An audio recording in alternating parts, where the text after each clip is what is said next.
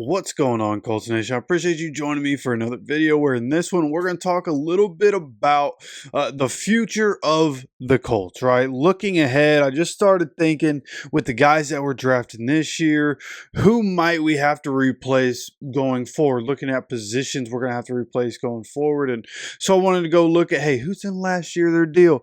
Trying to get an early read on the guys that we're going to be needing to look at. Hey, when do we give this guy an extension, or are we just going to say, go ahead, you go test free agency next year? So, and this is a pretty lengthy list, I'm not going to lie. So the Colts cap space going into next year is going to be 84 estimate. This is estimated on over the cap. This is what over the cap's estimation is 84.586 million. Of course, nobody knows what the actual cap number is going to be next year, so there's some wiggle room there, probably on the higher side, to be honest. The cap number continues to elevate higher than people think it's going to be year after year.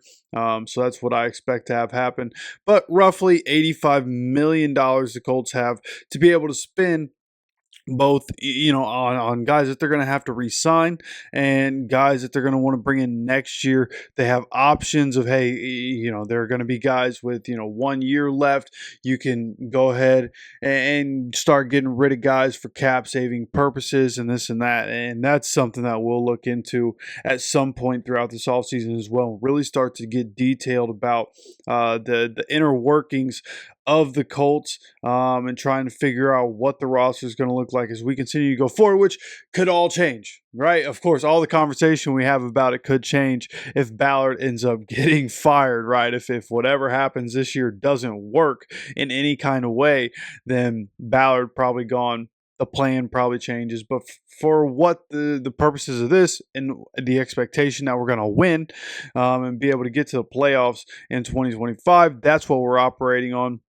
And just going to operate on trying to look into the future to see what's best for the Colts. So if you enjoy this content, make sure to hit the like button. Got plenty of conversation coming up about this stuff after the draft. I do want to get into all this after the draft, but we will get more into it. Make sure you subscribe and notifications on so you get notified when any of that content comes out. But as we get into this, luckily I started looking into this because I was actually curious about Quinton Nelson and what his situation was, how close he was to needing an extension. And Quinton, he's got this year, next year, and then free agent in 2027. So we got some time there. But for what it's worth, 2027, Pittman, Nelson, Taylor, top three names. There's some more big time names, and in 2027 is going to be a huge year for the Colts. Holy cow!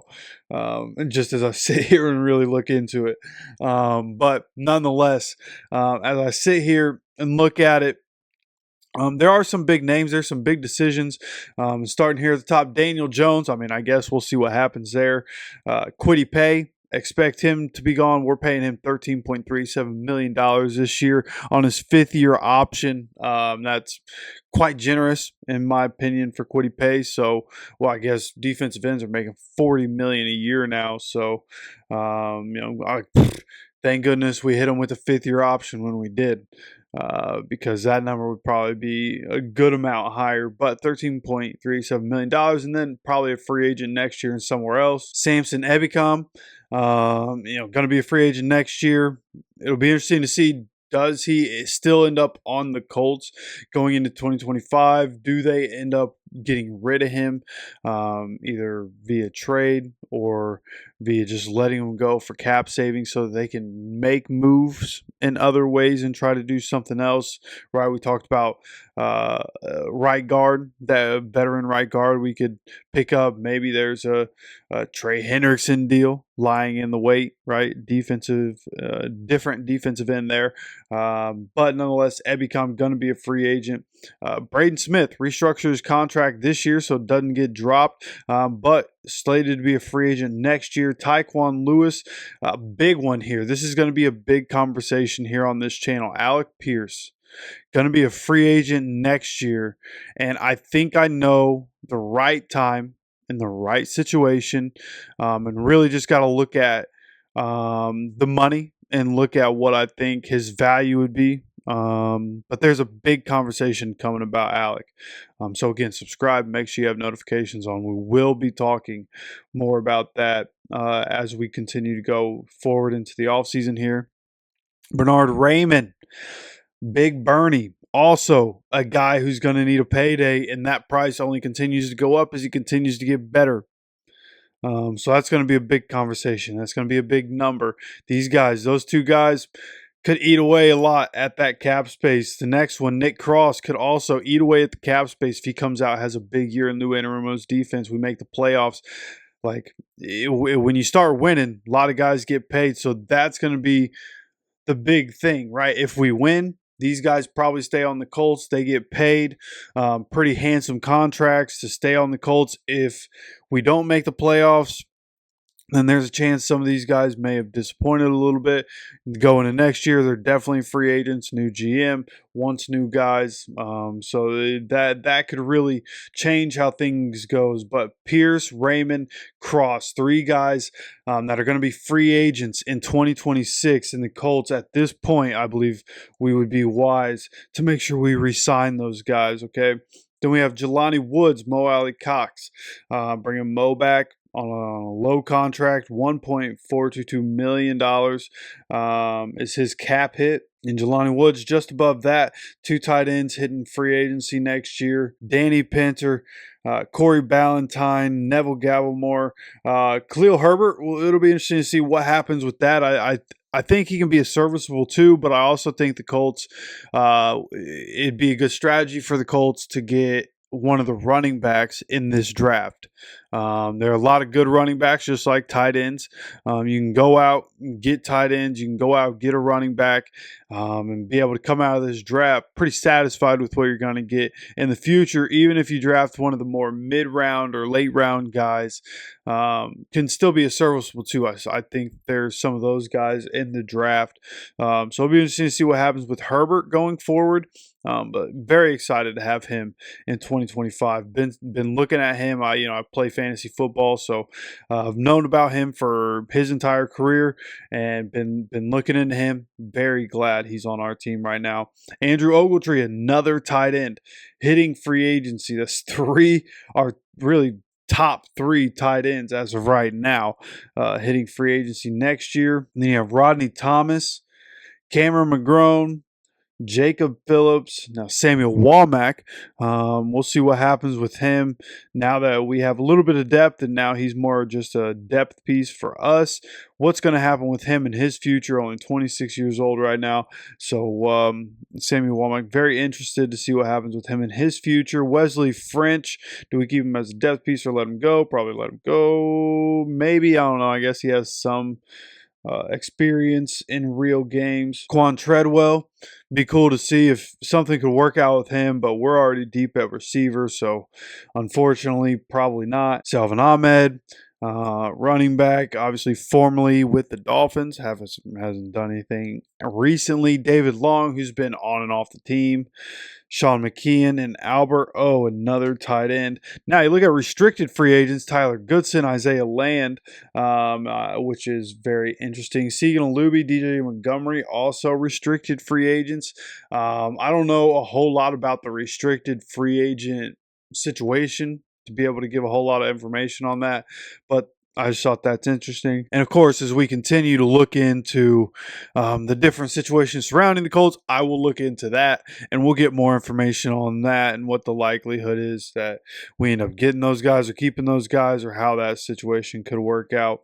And then ERFA, I don't even know what that stands for, but anybody here likely probably not going to be on the team, but Jason Bean does have that designation. Again, I'm not exactly sure what that is, to be completely honest with you, but the dead money situation, at least in 2026, I don't believe we have any dead money at this point, which is great. This upcoming season, the most dead money we have on anybody is Matt Gay at $4 million. Raekwon Davis, 2.5. Then Jalen Simpson is the next highest at $222,000. It goes down from there. So decent amount of dead cap coming into this year, $7.36 million. But it is estimated. What am I on here now? So Spotrac has the estimation for 2026 cap at $307 million, which would be quite the increase. Honestly, probably pretty accurate, to be honest with you. And if that estimation with that increase, if that's somewhat accurate, that would actually give us a $107.241 million in cap space. And I got to tell you, if we went into an offseason with $100 million in cap space, especially when you talk about the guys that we were talking about needing to resign, probably sooner rather than later, right? Like if you're talking about in the future, like you start eating away at next year's cap space when you sign Pierce, Raymond, Cross. But then you go past that, right? Looking at 2027. I mean, oh, wow.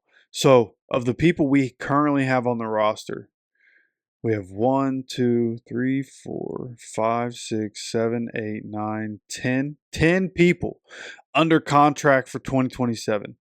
So next 2 years going to be very transformative for the Colts, right? Like you have other guys you're going to have to think about whether you extend them or let them play out their contract and see what happens, right? Pittman, Nelson, Taylor, Stewart, Moore, Doolin, Sanchez, Brents, Downs.